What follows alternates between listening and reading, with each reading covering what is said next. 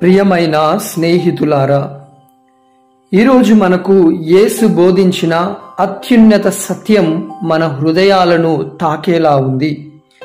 మీ శత్రువులను ప్రేమించండి, మిమ్ము హింసించు వారి కోసం ప్రార్థించండి అని యేసు చెబుతున్నారు.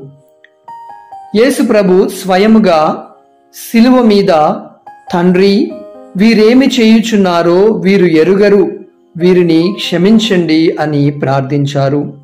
పునీత స్టీఫెన్ గారు కూడా తాను రాళ్లతో కొట్టబడినప్పుడు అదే ప్రేమను చూపించారు. మన జీవితంలో మనము కూడా నేర్చుకోవలసినదేమిటంటే, నిజమైన క్రైస్తవుడికి వ్యక్తిగత శత్రువులు ఉండరాదు. ప్రేమ అనేది భావము కాదు, అది ఒక నిర్ణయం. శత్రువులను ప్రేమించడం అంటే అతని మంచి కోరడం, అతని కోసం ప్రార్థించడం. దేవుని వలె పరిపూర్ణులు కావాలని యేసు పిలుస్తున్నారు. మన శక్తితో కాదు గాని దేవుని కృపతో ఇది సాధ్యమే. ప్రార్థన.